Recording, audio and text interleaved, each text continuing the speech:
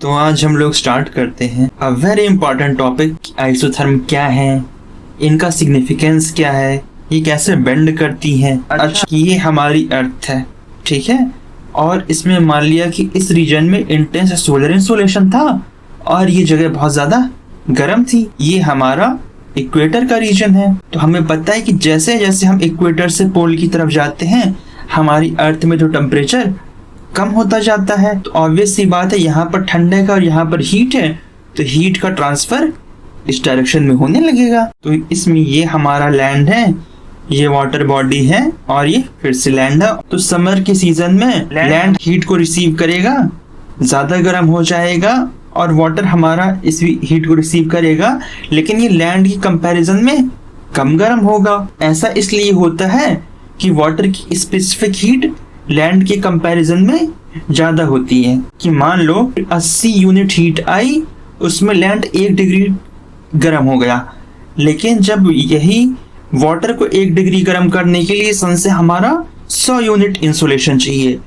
तो इसका मतलब water requires more heat to get warm. अब हम आते हैं विंटर में। इसी तरह लैंड ज्यादा ठंडा भी होगा बिकॉज ऑफ स्पेसिफिक हीट, मतलब कि इसको 80 यूनिट निकालना पड़ा, तो इसका टेम्परेचर 1 डिग्री ठंडा हो गया और यही वाटर को 1 डिग्री ठंडा होने के लिए 100 यूनिट हीट अपने अंदर से निकालनी पड़ेगी। इसका मतलब सर्दियों के टाइम में भी जो वाटर बॉडी होगी वो लैंड की कंपैरिजन में ज्यादा गर्म हो पाएगी। हमारा जो साइबेरिया का रीजन है वो बहुत ज्यादा ठंडा होता है, लेकिन अगर हम उसी के पैरेलली चले जाएं, आर्कटिक ओशन है, वहां पर टेम्परेचर इतना ज्यादा ठंडा नहीं होता।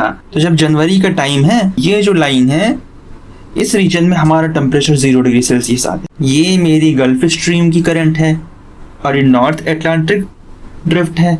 ये दोनों वार्म ओशन करंट थी। इन्होंने इक्वेटर के पास से एकदम गर्मी ली और उस गर्मी को आगे डिस्ट्रीब्यूट करते गए कि ये यहाँ पे गर्मी को स्प्रेड करती जा रही है। तो इसलिए इस जगह पर जल्दी से ठंडी नहीं आ पाई, टेम्परेचर 0 डिग्री सेल्सियस तक नहीं हो पाया। कि लैटिट्यूड का डिफरेंस कितना ज्यादा है कि एक हमारा समवॉट 60 डिग्री के आसपास में जाकर के 0 डिग्री का टेम्परेचर आ रहा है और 35 से 40 के आसपास ही 0 डिग्री का टेम्परेचर आ रहा है। तो इन दोनों को जो मिलाने वाली लाइन होती है को कहते हैं आइसोथर्म। के लिए क्वेश्चन है, आइसोथर्म हमारी पैरेलल क्यों नहीं होती हैं लैटिट्यूड के?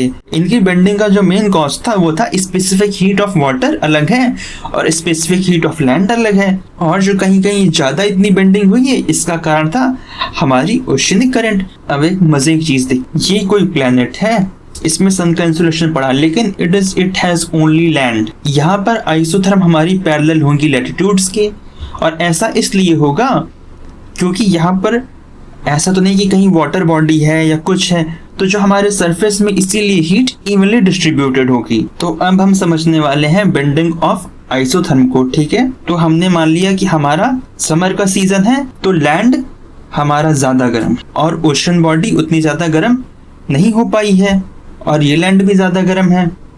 अच्छा, तो जैसे ये ज्यादा गर्म होंगे, इनके पास हीट ज्यादा होगी, तो ये हीट अपने आप में डिस्ट्रीब्यूट होना चाहेगी अपने नॉर्दर्न डायरेक्शन में, पोलर डायरेक्शन में। इसीलिए आइसोथर्म हमारा यहाँ पर नॉर्दर्न डायरेक्शन में बेंड हो गया। अब इसी तरह ये ओशन बॉडी के ऊपर से आया, अब फिर यहाँ पे ये एक्सेसिव हीट किस में है? लैंड में है। तो फिर यहाँ से लैंड के पास से ये हीट आगे डिस्ट्रीब्यूट होना चाहेगी। तो इसका मतलब कि समर की सीजन में किसी लैंड के ऊपर इनका डिस्ट्रीब्यूशन नॉर्दर्न डायरेक्शन में होता है। इसी चीज को एक तरीके से और देखते हैं। तो समर का सीजन है, तो हमने माना कि जो हमारी लैंड की बॉडी थी उसका और जो ओशन की बॉडी थी वो कम गर्म होगी, तो उसका टेम्परेचर कितना होगा? 30 डिग्री सेल्सियस हमने मान लिया। तो अगर हम लैंड के और नॉर्थ में जाएंगे तो टेम्परेचर हमारा पोल की तरफ जाने पे घटेगा। तो इसका मतलब ये जो आइसोथर्म होगी वो 34 डिग्री सेल्सियस की होगी और ये वाली भी इधर 34 डिग्री सेल्सियस की होगी। और समुद्र में जब हम और आगे की तरफ जाएंगे नॉर्थ में, तो ये भी और ठंडक बढ़ेगी, 29 डिग्री सेल्सियस की होगी। अब हम इन सबको मिला देते हैं, तो इससे हमें क्या दिख रहा है कि ओवर द लैंड ये बेंडिंग हमारी नॉर्दर्न डायरेक्शन में है, पोलर डायरेक्शन में है, और over the ocean southern direction में इसकी बेंडिंग हो रही है। तो विंटर के सीजन में ओशन हमारा ज्यादा गर्म होगा, तो ओशन का टेम्परेचर हमने मान लिया कितना? 15 डिग्री सेल्सियस को, और इसी के जो बगल वाले लैंड होंगे वो बहुत ज्यादा ठंडे होंगे। तो ये लाइन मान लिया होगी 10 डिग्री सेल्सियस की। नीचे आने पर ये इक्वेटर के पास जा रहा है तो ऑब्वियस सी बात है यहाँ गर्मी बढ़ेगी, तो ये हो गई 15 डिग्री सेल्सियस की लाइन। इसी तरह यहाँ पर भी, यहाँ पे 10 डिग्री सेल्सियस का टेम्परेचर था और नीचे गए तो ये हमारा 15 डिग्री सेल्सियस। तो सेम टेम्परेचर वाली लाइंस को मिलाने से हमने देखा कि इस बार नॉर्दर्न डायरेक्शन में बेंडिंग कहाँ हो गई थी, ओशियन में, और साउदर्न बेंडिंग कहाँ पर हो गई थी, हमारे लैंड मास या कॉन्टिनेंट्स में। तो हमारे विंटर सीजन में जस्ट उल्टा होता है। अच्छा, आप लोग एक चीज ऑब्जर्व कर रहे होंगे, नॉर्दर्न हेमिस्फीयर में तो हमारा कितना ज्यादा बेंडिंग हो रहा है, सदर्न हेमिस्फीयर में तो हमारी एकदम बेंडिंग ही नहीं हो रही, नेग्लिजिबल है, क्योंकि यहाँ पर लैंड हमारा कम है in proportion to northern hemisphere. इस कारण से डिस्टॉर्शन ऑफ आइसोथर्म्स नहीं हो रहा है। पहला PYQ 2024 का, Which of the following are correct inference from isothermal maps in the month of January? ये तो आप लोगों से अच्छा कौन बताएगा। The isotherm deviate to the north over the ocean and to the south over the continent। तो इनके डिविएशन को हमने पढ़ा, तो आप ये अटेम्प्ट कर सकते हो। The presence of cold ocean currents, Gulf Stream and North Atlantic drift make the North Atlantic Ocean colder and the isotherms bend toward the north। तो ये क्वेश्चन भी आप कर सकते हो, इसका आंसर आपको कमेंट सेक्शन में बताना है, छोड़ना मत। अगला क्वेश्चन है UPSC 2016 का, in winter season isotherm in northern hemisphere are more or less circular on continents. ना अगर यहाँ पे नॉर्थवर्ड डायरेक्शन में आर्क आया है तो वो इनवर्स आर्क हमारा लैंड के ऊपर भी तो आ रहा है, लैंड के ऊपर पैरेलल थोड़ी ना हो जा रही है। तो therefore statement 1 would be correct answer. अगला कह रहा isotherms are parallel to latitude in southern hemisphere in oceans.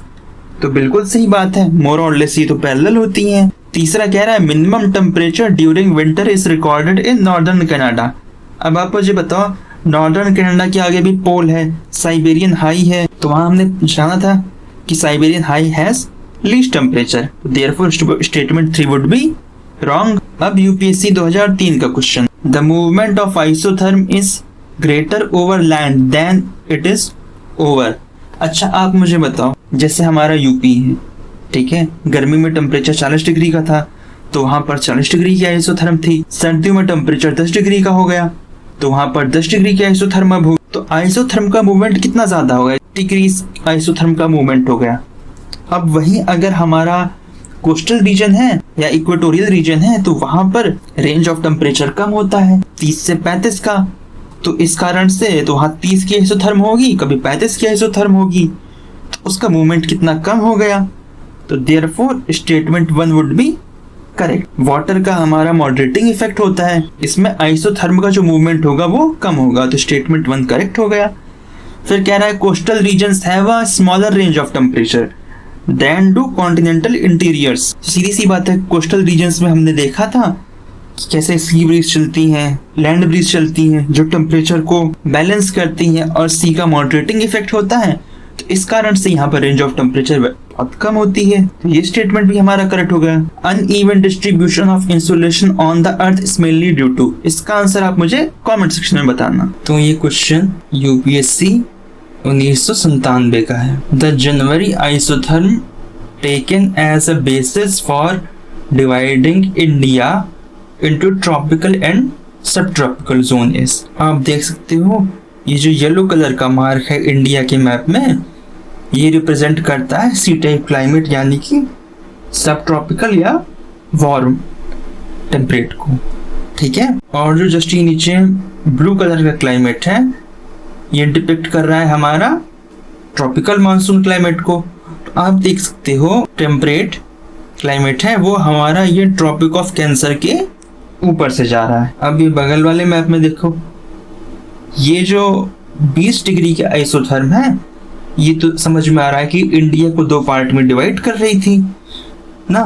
तो जो ट्रॉपिक ऑफ कैंसर के पास से फिर कौन सी आइसोथर्म जाएगी, यहाँ पे 20 है तो यहाँ पे अप्रॉक्स 18 डिग्री सेल्सियस की आइसोथर्म होगी और ट्रॉपिकल रीजन को अलग अलग बांटेगी ना। तो याद रखना 18 डिग्री आइसोथर्म ये हमारी कन्वेंशनल आइसोथर्म है जो ट्रॉपिकल और सब ट्रॉपिकल जोन को अलग करती है, और 20 डिग्री की जो आइसोथर्म है वो हमारी इंडिया को 2 इक्वल पार्ट्स में डिवाइड करती है। इसका करेक्ट आंसर हो जाएगा ऑप्शन बी। अब यूपीएससी 2020 का question, the isotherm line which divides India north south in almost 2 equal parts in the month of January.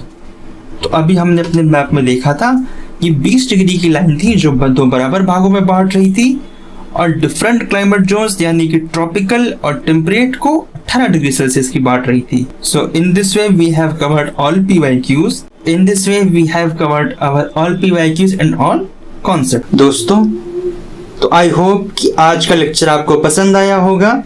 आप लोग कमेंट सेक्शन में जाकर और डिस्क्रिप्शन में जाकर के टेलीग्राम का लिंक ज्वाइन कर लीजिए, वहां पर आपको सारे MCQs मिल जाएंगे। तो इस तरह से आपकी इस टॉपिक की तैयारी पूरी हो जाएगी। तो वीडियो पसंद आया हो तो do like it, do comment, make sure you subscribe it. Thanks for watching and bye bye.